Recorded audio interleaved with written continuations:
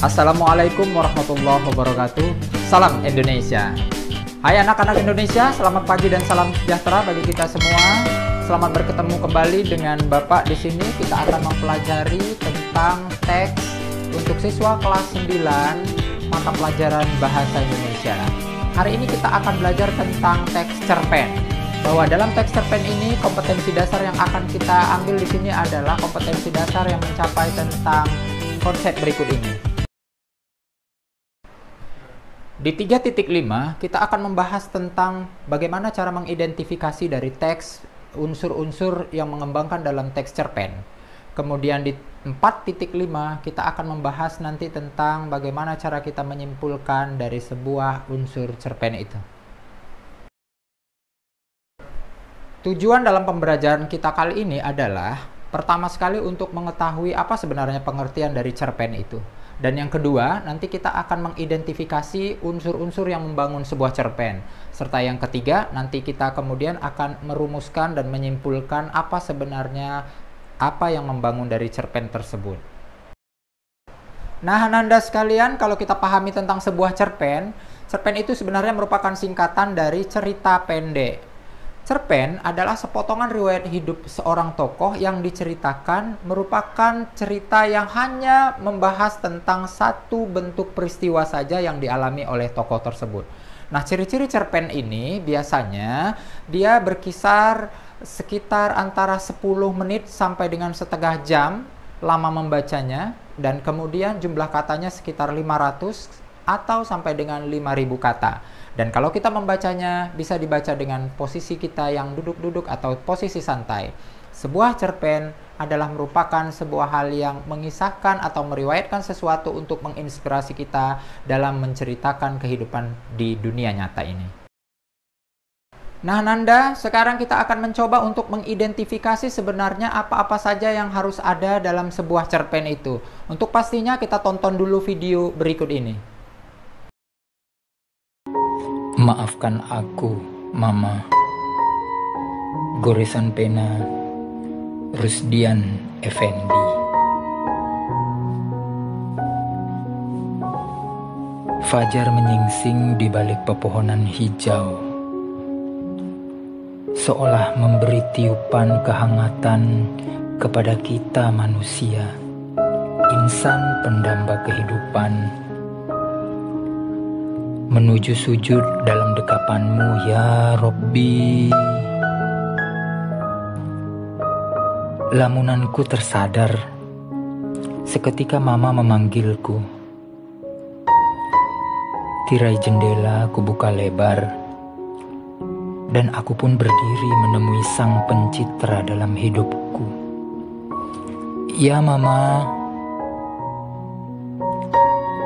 Hari demi hari aku berdagang kue dan gorengan dalam tampah rakitan almarhum Papa yang selalu menjadi penyemangat dan pengingatku dikala aku akan mendagangkan jualan ini. Aku pergi dulu ya, Ma. Mama menganggukkan kepalanya dengan wajah penuh harap.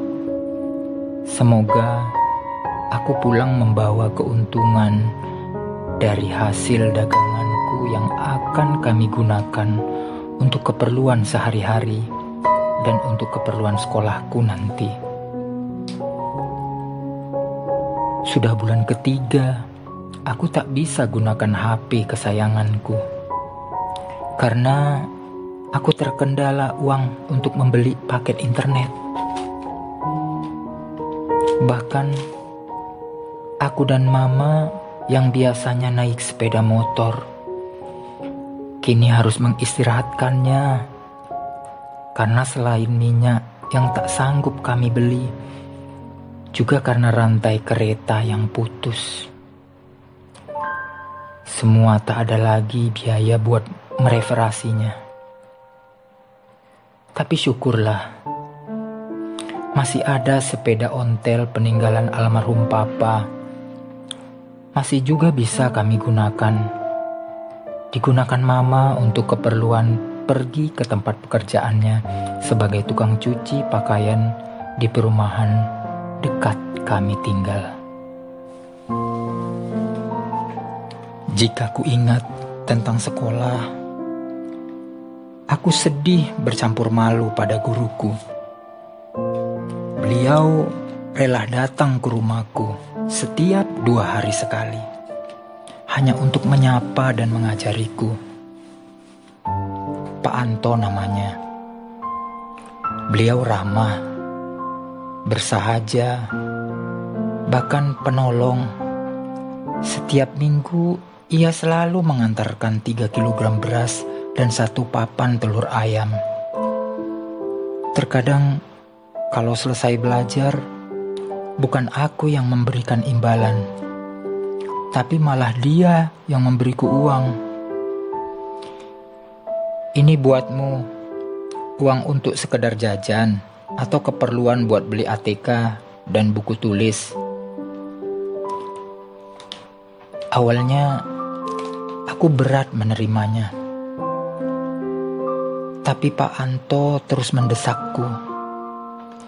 Katanya, di masa-masa sulit ini kita harus saling berbagi, nak. Sungguh luar biasa mulia hati Pak Anto itu. Mudah-mudahan Pak Anto dan guru-guru lainnya di sana, di antero Indonesia ini, akan menerima balasan yang indah di mata Allah. Semoga surga Jannatun Naim akan menantinya. Setiap aku melihat dari kejauhan, Pak Anto selalu berjalan dengan penuh semangat. Padahal hidupnya juga tak begitu kaya seperti orang-orang yang tinggal di rumah mewah. Rumahnya pun sama seperti bangunan rumah kami, warisan Papa. Beliau hidup sederhana, tapi terkesan bahagia. Aku jadi teringat Papa. Andai Papa masih hidup, mungkin ia juga seperti Pak Anto, karena Papa sering mengajariku juga untuk berbagi. Aku ingat dan masih sangat ingat di pikiranku saat dibawa Papa berdagang buah di pinggir jalan Pasundan di areal wilayah Carrefour sekarang. Beliau selalu mengajariku untuk berbagi, seperti yang dilakukan Pak Anto guruku. Terkadang saat toko mau dibuka dan kami masih berbenah, ada selalu pengemis tua dan renta datang ke toko kami. Seorang nenek-nenek yang bertubuh kurus, kecil, dan sedikit membungkuk, selalu duduk atau jongkok di depan toko kami. Ia selalu menatap dari kejauhan segala aktivitas kami saat pagi membuka toko. Maklumlah, Papa waktu itu sangat sekali antusias dan bersemangat untuk berdagang buah saat itu. Dan aku pun semakin bergairah dan sangat-sangat senang sekali melihat Papa membuka usaha dagangan toko buah di pinggir jalan. Tapi waktu itu aku masih di sekolah, dan sekolahku berada di wilayah Darussalam. Dan alhamdulillahnya masuk siang, jadi paginya aku bisa buat bantu Papa. Budi, ambil dulu uang itu yang ada di laci. Sepertinya Papa ada meninggalkan beberapa lembar uang di dalam laci. Dia selalu seperti itu, menyisakan uang selalu setiap harinya di laci. Berikan uang itu buat nenek-nenek yang jongkok di depan sana, cepat. Itulah selalu kata-kata papa yang selalu membuatku semakin rindu pada papa. Jika ingat jiwa kedermawanannya, kadang aku tak bertanya lagi pada papa berapa uang yang harus aku kasih. Selalu aku lihat uang 10.000, bahkan kulebihkan 20.000, dan kuberikan langsung kepada nenek tua itu. Sesekali wajah nenek itu seperti mau menangis, bahagia melihatku memberikan uang itu. Bibirnya bergetar, dan terkadang tak sanggup mengucapkan terima kasih. Suaranya sangat pelan, bahkan sesekali ia meneteskan air mata sambil meletakkan uang yang saya beri tadi ke keningnya dengan tangan kanannya sambil mengucapkan, "Alhamdulillah, terima kasih ya Cuk." Selain nenek itu, ada juga seorang kakek yang kakinya pincang, selalu membawa tongkat. Itu juga sering duduk di depan toko kami saat kami sedang membuka toko. Baik Ananda, sudah ditonton video tadi? Itu adalah satu contoh dari bagian kecil sebuah cerpen berjudul Maafkan Aku Mama. Masih part 1. Kalau kalian semua ingin menonton yang lain, silahkan nanti dilihat di bagian yang lain. Di atas ini ada link kita tentang Maafkan Aku Mama dari episode 1 sampai episode ke-4. Nah, sekarang kita bahas kembali tentang unsur-unsur yang membangun sebuah karya sastra. Unsur yang membangun sebuah karya sastra itu sebenarnya ada dua. Satu unsur intrinsik dan yang kedua unsur ekstrinsik. Unsur intrinsik adalah unsur yang dikaji dari dalam karya sastra itu sendiri. Dan artinya kita membahas tentang bagian-bagian penting apa yang membangun dari cerpen tersebut. Apa-apa saja itu? Yang pertama adalah tema.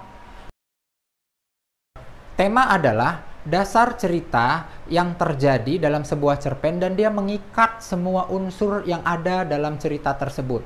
Sehingga semua cerita itu tergantung dan teratur pada tema yang diangkat dalam cerita tersebut. Nah, tema dalam video tadi adalah mengisahkan tentang seorang anak laki-laki yang mempertahankan hidupnya untuk kelangsungan hidup dalam masa pandemi bersama dengan ibunya. Yang kedua adalah amanat. Amanat itu adalah pesan yang disampaikan oleh seseorang dalam cerita itu. Artinya si penulis yang akan menceritakan pesan itu. Nah, dalam cerita tadi ini pesannya adalah mengisahkan tentang kasih sayang seorang anak terhadap ibunya. Dan kita harus saling berbagi dan saling menyayangi. Terbukti dari cerita tadi bahwa anak tersebut diajarkan oleh almarhum ayahnya untuk saling berbagi kepada orang lain. Begitu juga ibu gurunya, Pak Anto, yang rela untuk membagi dalam masa pandemi ini dengan anak tersebut, si Budi. Yang ketiga adalah tokoh. Tokoh adalah orang yang akan menjadi pembicaraan atau pelaku dalam cerpen tersebut. Tokoh ini dibagi menjadi dua bagian pada dasarnya, tokoh utama dan tokoh pendukung. Tokoh utama adalah orang yang menjadi topik sumber cerita, sedangkan topik pendukung adalah orang yang selalu menambahi atau memiliki atau ikut di dalam cerita itu dan memberikan bunga atau memberikan suasana terhadap tokoh utamanya. Nah, tokoh yang lain atau jenis alur yang lain sebenarnya kalau kita lihat dari pembagian jenis alur itu terbagi kepada 3 bahagian. Alur protagonis adalah alur yang dikagumi dalam cerita. Biasanya alur tersebut ini adalah alur yang menceritakan tentang tokoh utama yang baik hati. Kemudian alur yang kedua disebut dengan alur antagonis. Antagonis adalah tokoh di mana tokohnya itu bertingkah atau menjadi biang masalah atau konflik dalam cerita itu dan dia tidak disukai dalam cerita cerpen tersebut. Sedangkan tritagonis adalah tokoh yang sangat membantu dan berperan sebagai penengah dalam 2 jenis sifat tokoh tersebut. Nah, kalau kita lihat dari jenis cerita kita tadi, Maafkan Aku Mama part 1 tadi, dia menceritakan tokoh utamanya yang bersifat protagonis dan tokoh tambahannya yang juga bersifat protagonis. Tokoh aku, si Budi, dan tokoh tambahannya itu ada ibunya, ada kakek pengemis, ada seorang nenek pengemis, kemudian ada juga almarhum Papa dan Pak Anto, yang mereka semua adalah tokoh-tokoh protagonis itu. Yang keempat adalah perwatakan atau penokohan. Bagian ini disebut dengan karakter atau sifat dari peran-peran yang diperankan oleh masing-masing tokoh yang ada di dalamnya. Dalam cerita tadi, ada tokoh utama yang disebut dengan si Budi. Budi adalah orang yang rajin dan selalu membantu ibunya. Kemudian ada lagi tokoh yang lain, yang penokohan yang lain yang disebut dengan si ayahnya atau almarhum Papa dengan Pak Anto. Mereka berdua juga orang yang memiliki karakter yang hampir mirip karena mereka bersifat dermawan. Ibunya adalah orang yang selalu rajin dan giat seperti tadi si Budi, karena ibunya juga rajin bekerja untuk membanting tulang, untuk bersama-sama membangun keluarga itu untuk mencari nafkah.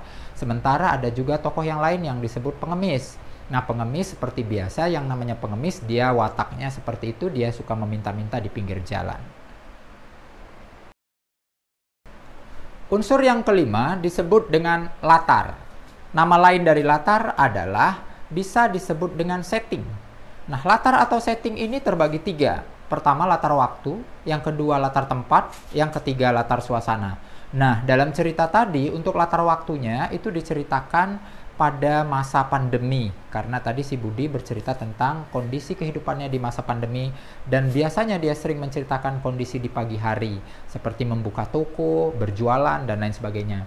Kemudian untuk latar tempatnya, dia bercerita itu di kondisi dia pada saat berangkat ke sekolah. Itu latar tempat yang dia ceritakan pada cerita tadi. Kemudian latar suasana adalah latar yang menceritakan tentang keadaan dan kondisi di mana posisi si Budi yang selalu berusaha untuk bekerja, dan suasana-suasana ceria pada saat pagi hari seperti yang mereka lakukan. Yang keenam adalah alur. Alur adalah jalan cerita dari cerita cerpen tadi. Alur itu terbagi tiga, ada alur maju, ada alur mundur, dan ada alur campuran. Alur maju adalah alur di mana pergerakan cerita itu berjalan ke depan, dan dia berjalan menurut urutan waktu secara rintis, dia secara runtun, mulai dari awal cerita, bagaimana cerita itu terjadi dan memuncak sampai dengan kronologis terakhirnya penyelesaian. Biasanya alur ini disebut dengan alur progresif atau alur kronologis. Nah, yang kedua disebut dengan alur mundur. Alur mundur adalah alur di mana bercerita berflashback atau menceritakan masa lalu, kemudian dia bergerak lagi ke depan. Nah, alur mundur ini nama lainnya adalah alur sorot balik atau alur flashback. Kemudian yang ketiga adalah alur campuran. Alur campuran adalah alur perpaduan di mana cerita ini bisa mulai dari cerita itu berakhir, atau di akhir cerita, atau dia mengulang dari cerita yang lalu, kemudian kembali ke cerita awal, dan balik lagi ke cerita yang lalu. Disebutlah alur itu disebut alur campuran. Yang ketujuh dalam cerita ini disebut dengan sudut pandang. Sudut pandang adalah cara tokoh atau cara penulis untuk menceritakan tokoh-tokoh yang ada di dalamnya. Sudut pandang dalam cerita biasanya ada 4. Sudut pandang orang pertama pelaku utama, sudut pandang orang pertama pelaku sampingan, sudut pandang orang ketiga serba tahu, dan sudut pandang orang ketiga terbatas. Sudut pandang orang pertama, pelaku utama adalah sudut pandang di mana orang pertama itu bertingkah dan dia langsung ikut terlibat di dalamnya. Biasanya menggunakan kata-kata aku di dalam cerita itu. Kemudian sudut pandang orang pertama pelaku sampingan adalah sudut pandang di mana tokoh itu menceritakan orang lain, tapi yang menceritakan itu orang pertama atau aku. Dia menceritakan orang lain, tapi aku ada di dalamnya. Sementara sudut pandang orang ketiga serba tahu adalah sudut pandang di mana orang ketiga atau orang yang yang menceritakan orang lain dan semuanya bertingkah seperti Tuhan. Dia serba tahu apa saja yang dilakukan tokoh-tokoh di dalam cerita itu. Bahkan kondisinya pun di dalam, seandainya di dalam sebuah kamar yang tidak bisa dilihat, kondisi itu mampu diceritakan dalam sebuah cerpen. Itulah sudut pandang yang orang ketiga serba tahu. Sudut pandang orang ketiga terbatas adalah sudut pandang di mana penceritaan dari orang yang dari penceritaan itu dia hanya menceritakan sepengelihatannya saja. Hanya yang dia tahu saja. Jadi hal-hal yang di luar dari hal, misalnya seperti tadi di dalam kamar atau situasi yang tidak dilihat oleh mata, itu tidak diketahui, itu tidak masuk dalam cerita di sudut pandang orang ketiga terbatas. Yang kedelapan adalah majas atau gaya bahasa. Majas atau gaya bahasa sebenarnya ada dua hal. Satu, gaya bahasa atau majas perbandingan. Yang kedua, majas pertentangan. Di majas perbandingan, itu adalah majas yang membandingkan persamaan-persamaan sifat di dalamnya. Majas perbandingan ini terbagi lagi kepada 4 bagian. Satu, majas yang disebut dengan majas perumpamaan atau asosiasi. Nah, majas ini adalah majas yang di dalamnya membandingkan dan biasanya menggunakan kata-kata bak ibarat seperti laksana umpama. Contohnya, rambutnya panjang, bak mayang terurai. Kemudian ada juga majasnya disebut majas metafora. Majas yang membandingkan persamaan sifat dan biasanya menggunakan ungkapan-ungkapan di dalamnya. Contoh, si Raja Siang telah keluar dari peraduan. Kata si Raja Siang termasuk bagian dari majas. Majas metafora. Yang ketiga adalah majas personifikasi. Benda mati seolah-olah hidup. Misalnya contoh, pulpennya menari-nari di atas kertas. Atau misalnya nyur kelapa melambai-lambai memanggilku. Nyur kelapa benda mati seolah-olah hidup melambai-lambai. Kemudian yang keempat disebut dengan majas alegori. Majas alegori adalah majas yang di dalamnya itu binatang bisa bertingkah laku seperti manusia. Contohnya adalah kupu-kupu itu tersenyum melihat buaya tertipu. Nah, binatang kupu-kupu bisa tersenyum seperti layaknya manusia. Kemudian ada juga yang kedua disebut dengan majas pertentangan. Majas yang membedakan perbedaan-perbedaan di dalam kontekstual antara satu benda kepada benda yang lain. Majas perbedaan ini atau majas pertentangan ini terbagi kepada 4 bagian. Yang pertama adalah hiperbola. Hiperbola adalah majas yang berlebih-lebihan. Jadi tangan saya selalu seperti ini kalau menjelaskannya. Hiperbola artinya dia di luar dari akal sehat manusia. Kalau kita menjelaskan itu kata-kata yang disampaikan di luar dari akal sehat manusia. Contohnya, suara penonton itu menggelegar sampai ke langit ke-7. Nah, kita kan akal sehat kita berpikir bahwa oh sampai ke langit ke-7. Nah, kata-kata itu kan di luar dari nalar manusia. Majas hiperbola. Lawannya adalah majas litotes, merendahkan dari keadaan yang sebenarnya. Contohnya, datanglah ke gubuk reokku. Kata gubuk reok itu adalah merendahkan dari keadaan yang sebenarnya, walaupun sebenarnya rumahnya tidak gubuk. Yang ketiga adalah majas itu dalam contohnya disebut dengan majas ironi. Majas ironi adalah majas yang memuji dulu baru kemudian menjatuhkannya. Contohnya adalah, bagus sekali bajumu ya, seperti layaknya kain lap. Nah, dia kan memuji dulu baru kemudian menjatuhkan. Dan yang terakhir adalah majas alusio. Majas alusio itu ada 2. Yang pertama mengisahkan tentang tokoh bersejarah, atau yang kedua menceritakan tentang peristiwa yang bersejarah. Kalau tokoh bersejarah contohnya adalah jadilah Soekarno muda yang membangun bangsa. Kalau contoh dari sebuah peristiwa, misalnya peristiwa Semanggi adalah menjadi tolak ukur demokrasi di Indonesia. Nah, itulah dia contoh dari majas-majas yang sudah saya paparkan. Baik Ananda, sekarang kita masuk ke bagian unsur yang kedua, yakni unsur ekstrinsik. Unsur ekstrinsik adalah unsur yang dikaji dari luar karya sastra. Unsur-unsur tersebut adalah yang pertama biografi pengarang. Biografi pengarang ini sangat berpengaruh terhadap penciptaan sebuah cerpen. Kenapa? Karena faktor pengarang itu memiliki daftar riwayat hidupnya, bahwa dia catatannya berpendidikan sebagai ini, sebagai itu. Nah, itu sangat berpengaruh sekali terhadap karya yang dia ciptakan. Yang kedua, psikologi pengarang. Artinya adalah kejiwaan dari jiwa pengarang akan membentuk sebuah cerpen menurut versi kejiwaan pengarang itu sendiri. Yang ketiga adalah nilai-nilai moral. Nah, nilai-nilai moral ini adalah pesan-pesan yang biasa mendasari di dalam masyarakat sehingga terpengaruh terhadap proses penciptaan cerpen. Apa itu nilai moralnya? Pertama, nilai agama. Nilai-nilai agama ini sangat berpengaruh terhadap kehidupan orang. Misalnya, seandainya pencipta karya itu beragama muslim, maka pada saat dia menciptakan cerpennya selalu saja tokoh-tokohnya beragama dan menganut agama Islam. Kemudian ada juga selanjutnya yang disebut dengan proses nilai-nilai sosial, nilai-nilai yang ada di masyarakat. Kebiasaan-kebiasaan masyarakat Indonesia biasanya menjadi sangat berpengaruh terhadap proses penciptaan cerpen di Indonesia itu sendiri. Yang ketiga adalah nilai budaya. Nilai budaya itu adalah kebiasaan-kebiasaan yang muncul sebagai tradisi di budaya-budaya setempat. Misalnya saja kalau di Indonesia ada budaya dari suku Padang. Orang Padang membiasakan kehidupan mereka dengan gaya bahasa dengan budaya-budaya orang Padang.